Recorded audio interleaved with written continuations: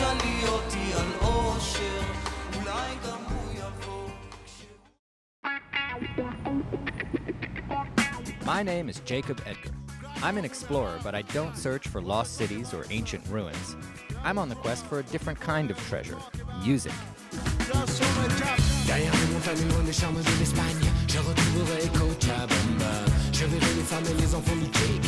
As an ethnomusicologist and world music record producer, I travel the globe hunting for the best songs the world has to offer. And I suffer through some of the worst, so you don't have to.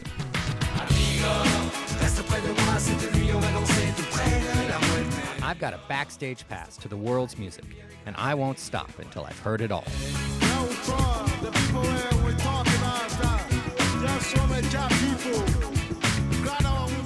Baruch atah Adonai.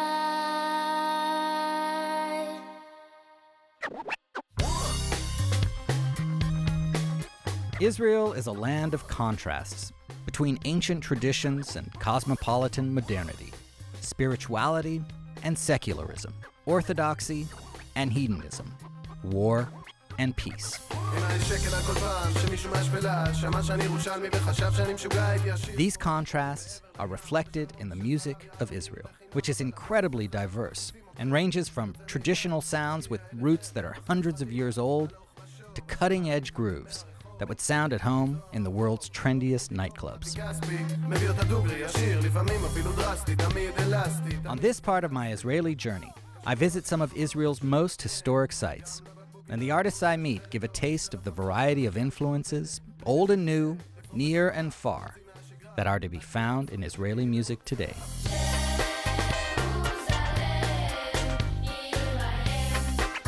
Nestled in the Judean mountains between the Mediterranean and the Dead Sea, Jerusalem is a living museum that embodies the paradoxes and majesty of mankind. Enclosed by ancient stone walls, Jerusalem's old city is organized into Jewish, Muslim, Christian, and Armenian quarters, which try as they might to remain divided, can never truly be separated. Walking around Old Jerusalem is like stepping into a time machine, and the thousands of religious pilgrims who come to walk in Jesus' steps down the Via Dolorosa or pray at the Western Wall or the Temple Mount can feel a personal connection to their most precious religious icons. The Church of the Holy Sepulchre has been an important Christian pilgrimage site since at least the 4th century.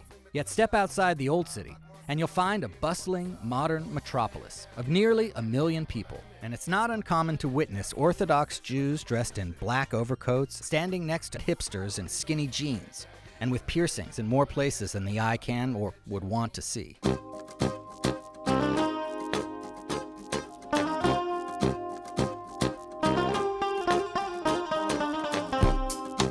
This juxtaposition is exemplified by the first musicians I meet in Jerusalem, Hadag Nahash, whose funky and appealing blend of hip-hop, funk, and Middle Eastern grooves, combined with socially conscious lyrics and a progressive attitude, have made them one of Israel's most successful bands.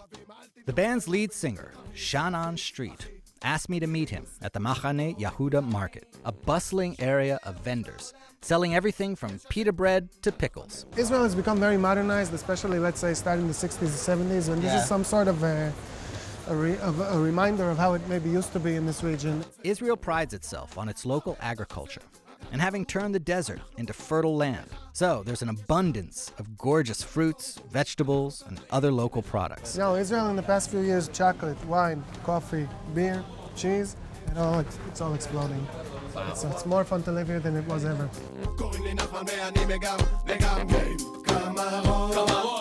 Shannon recently opened a trendy pub called Casino de Paris, right here in the market. And it's in the courtyard out front that he and the rest of Hadag Nahash set up to perform an unplugged version of their hit song, Shir Nahama.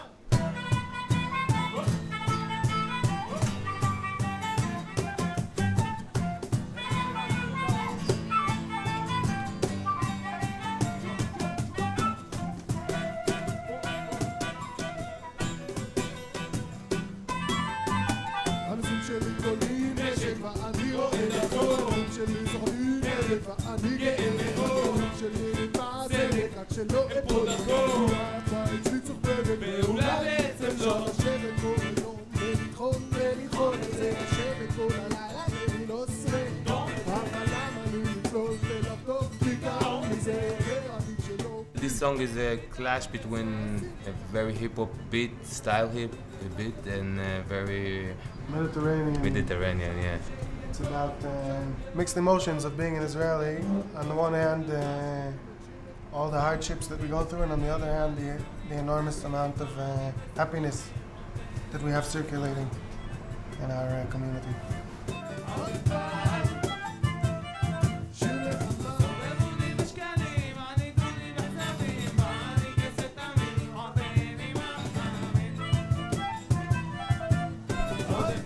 There's a lot of misconceptions or true conceptions about Israel internationally, you know?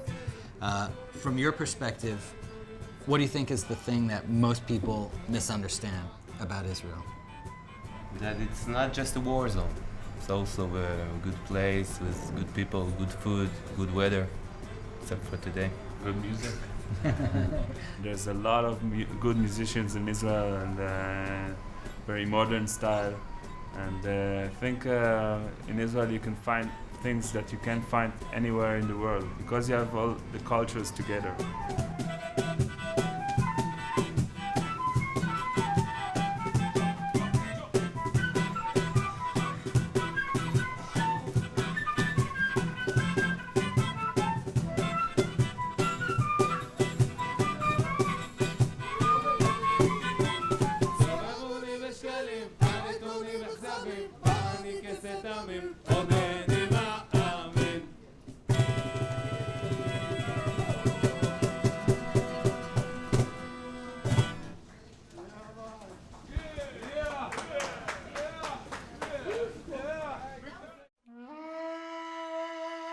Another Jerusalem-based musician is singer Yasmin Levyat, and her music couldn't be more different than Hadag Nahash.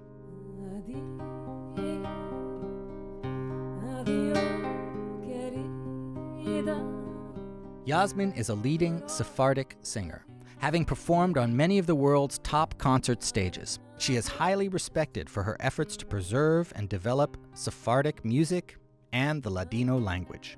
Sepharad in Hebrew means Spain. So the Jews that came from Spain, they are called Sephardim. The Jews lived in Spain until 1492, and in that year they were expelled from Spain, as we know, because of the Catholic rulers. But after they left Spain, that Spanish got mixed with different words of different languages, depending on the country that they went to live in. And the same happened in all over the world, and it created a language, this mixture, which is called Ladino. Now the songs are all traditional. They are about love, hope, desperation, longing for someone, longing for Jerusalem.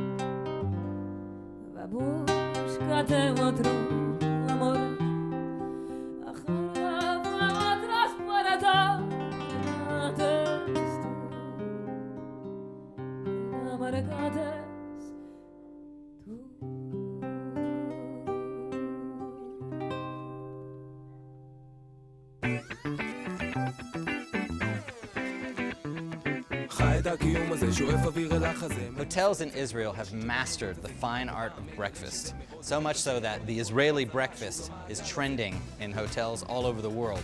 And there's a great example of what an Israeli breakfast in a hotel is all about here at the Dan Jerusalem.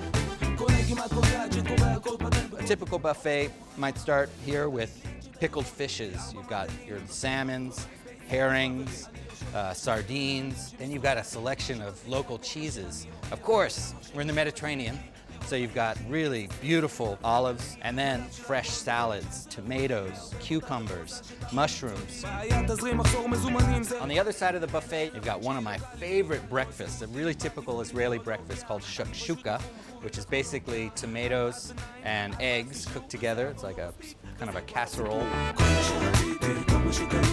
You won't be wanting for anything at a typical breakfast like this.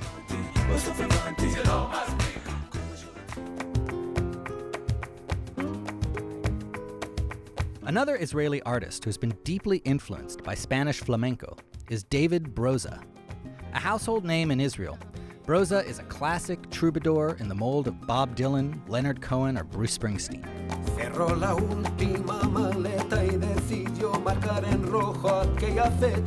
We managed to find him in Israel, which isn't easy to do given his busy international touring schedule. And Broza invited us out to the countryside not far from Jerusalem to discover some places that are not only important to him personally, they also have a lot to reveal about Israeli history and heritage. My grandfather was looking for a place to create a school for peace. After 6 days' war, he thought Jerusalem should be the city of peace, but he got ousted and thrown out of the city. So he went looking and he found this place, which was a hermitage. Our first stop is a small village called Neve Shalom in Hebrew, or Wahat as-Salam in Arabic, Oasis of Peace in English.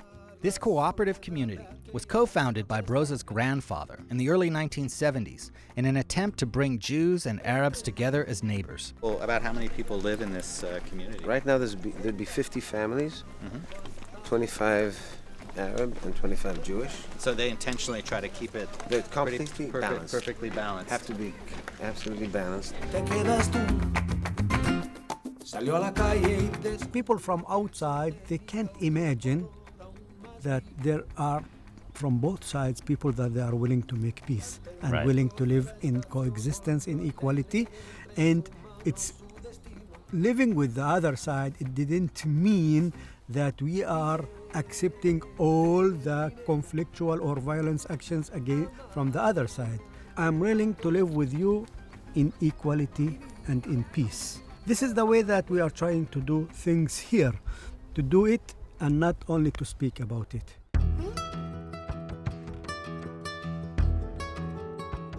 Not far from Neve Shalom is the Red Poetry Winery, a vineyard that's been part of Broza's family since the late 1800s.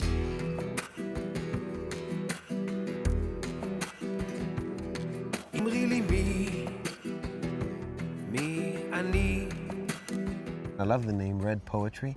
Right. It's for the entire, that's the name of the wine that they produce. It's called Red Poetry. Red Poetry. And my entire career has been dedicated to writing music to poetry, whether Israeli, American, or Spanish. It goes very well with my music. It goes very nice. I mean, when I think of Jewish wine, mostly I think of Manischewitz. So.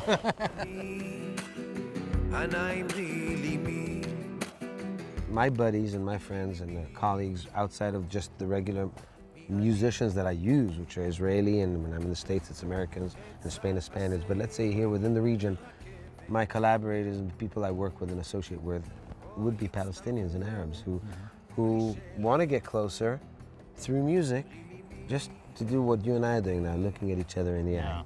And the music is the medium, and that's the bridge. And after that, it's the wine.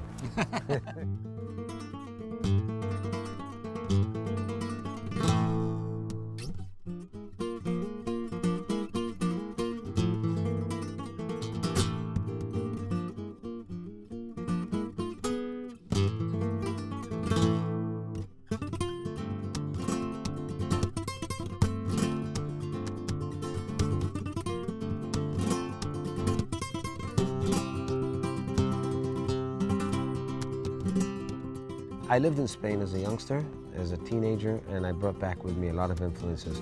But I was playing then Jimi Hendrix and Bob Dylan, so you go figure. This particular song, which is called Hello, has the flamenco tinge to it. It's really flamenco. Hello, האם את מאושרת? אני שומע בקולך שאת עצובה ונסערת. Hello. What is that song This is about? a frustrating one. It's this one. It's the Hello? Hello? Can you hear me? Damn. Can you hear me now? Can you hear me now? Do you feel okay? You feeling all right? But I can't even, damn, I can't. Hello? It's very funny. Hello? הלו, מה את אומרת? הקו מקוטע, ואני כמו חיה מיוסרת. הלו. This wine is made for drinking. Yeah. So, L'chaim. עמוק וכחול, ירח עולה. Broza doesn't just talk the talk about peace. He's one of the few Jewish-Israeli musicians that works regularly with Palestinians across the fence. One of his frequent artistic collaborations is with the Palestinian group Sabreen, a band that I've been following since way back in the early 1990s.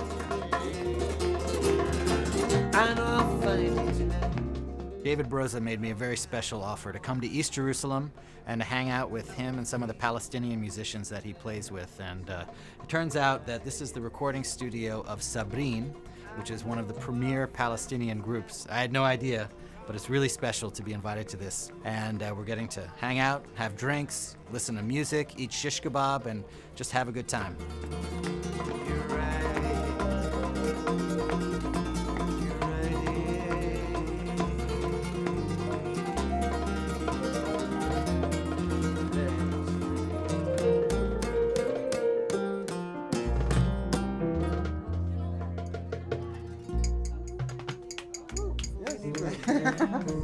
So it must be beautiful in Arabic too. Tel Arabiya.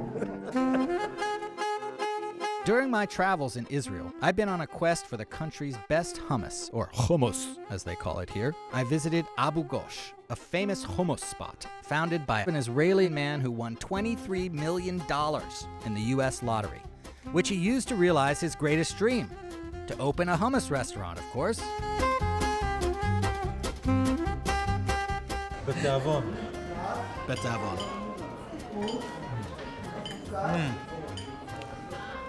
Oh man. You know, okay, this is really good. And it's like you're eating hummus for the first time. You know? It just tastes so much different and so much better. A lot more flavor. Amazing.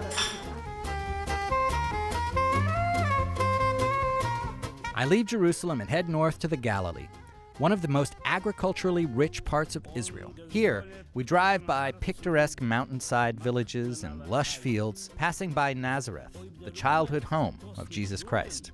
I'm on my way to Safed, or Tzfat, as it's called in Arabic. Tzfat is home to the country's largest festival devoted to klezmer music.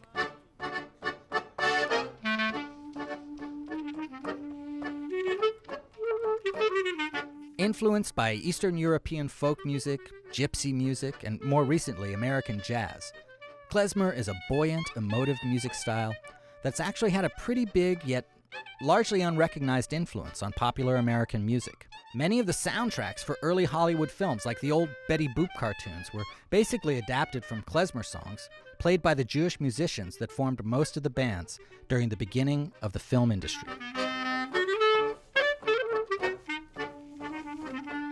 In generally, you say klezmer, you say happiness.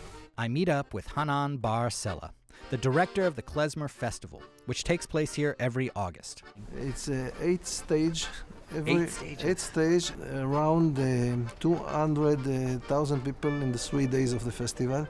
You can believe how in small corners like this became so many people. Hanan is also a masterful klezmer clarinetist, and he demonstrates the classic klezmer sound. One hallmark of klezmer is the way in which the clarinet in particular is used to imitate the emotions of the human voice. Hanan can make his clarinet sound like it's laughing or crying and uses these emotional effects in his music.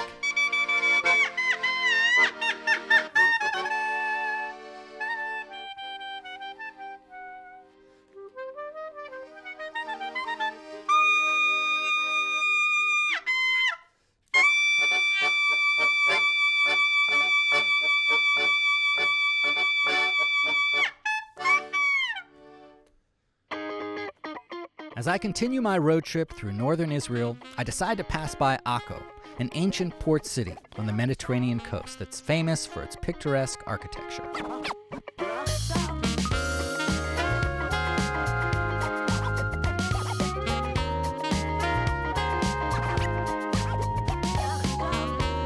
never get tired of wandering around old markets like this. There's something about the smell, the color, what it sounds like, just the feel of the place. It's always really, really cool. Shalom salam peace, shalom salam peace, shalom salam peace. Get him over there, hot. Get shit nuts. We got this. האויבים נניס, האיבה נמיס, האימה נביס, אהבה נפיס.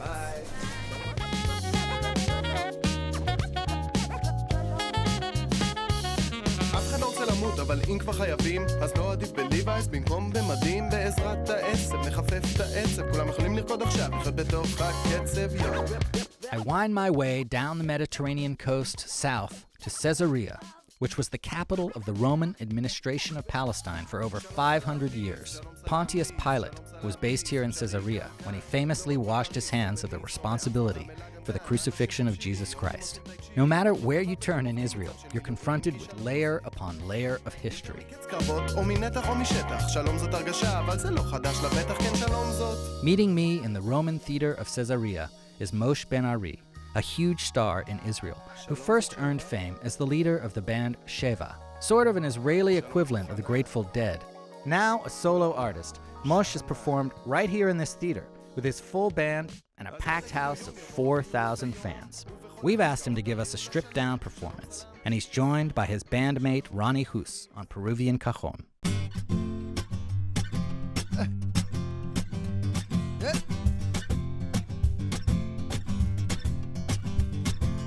I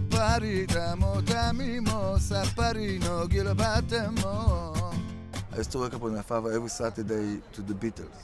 Yeah. You know, like for hours, you know, like he was giving me a mic and me and him when I was 4 years old singing all the Beatles, you know. And then, you know, I find my style, it was Jimi Hendrix. And only then, only after the army and only after I go to travel in the world, I start to have memory of my culture. You know, I did your like own culture, this, yeah. And then I go back to my grandfather and start to learn what I was already knew.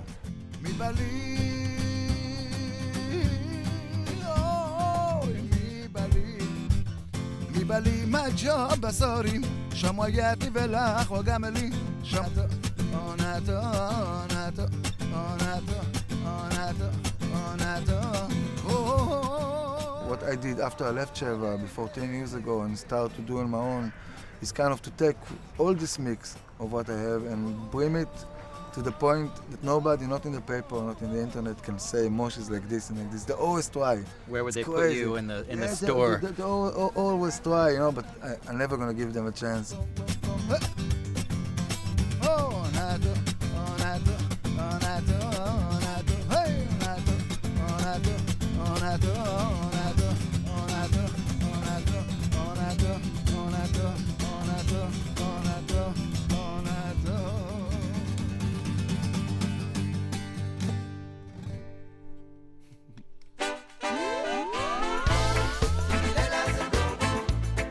A lover of nature and agriculture, Mosh lives surrounded by farmland. Not your typical hedonistic rock star. Mosh prefers the natural life, planting organic fruit trees and enjoying the simple pleasures of cultivating the land. The people that live here in the village, they are the most simple people. Yeah. You know, they are farmers, they are real farmers, the generation of farmers before they are here. And when I meet them outside, you know, they really see me. They are all the day. They don't care they don't that care. you're famous, right? They're like, who? Let's say, They probably don't even know your music. half the time. Yes, half of them, you know, because they're really old. And to bring the real life to the stage, yeah. But not to bring the stage to the real life, because it's never work. You're always, in the end, going to go to sleep with yourself and not with the image of it. So this is why I'm here. הנחמד בכל זה, שכך די מעניין לדעת הרגע, אז תן להיות עם הכל, בלי לעשות עניין שזה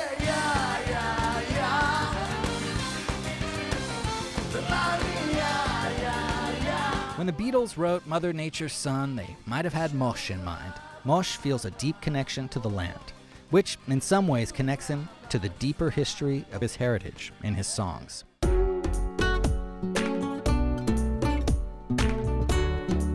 As I wandered the ancient streets of Jerusalem, traveled over the fertile landscape of the Galilee, and meandered down the striking Israeli coast, I've developed an appreciation for the rich history and traditions of this region. For a country that can be crossed in just a few hours by car, it's amazing how diverse the landscape is and how many remarkable archaeological sites there are to be seen. But all of that is window dressing.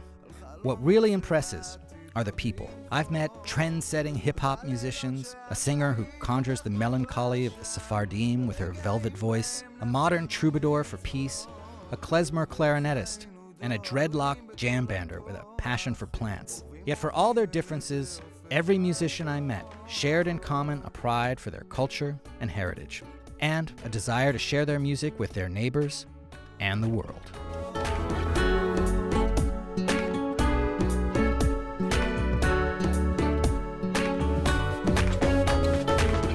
והסיפור הזה סופר ולא רק פעם, לאיזה אוזן נגנבה אותה מנגינה, עם עצובה ועם שמחה הייתה ברגע, כן כה תלוי טבעה ברוחות העונה, על רגעים שאת היית שם מחבקת,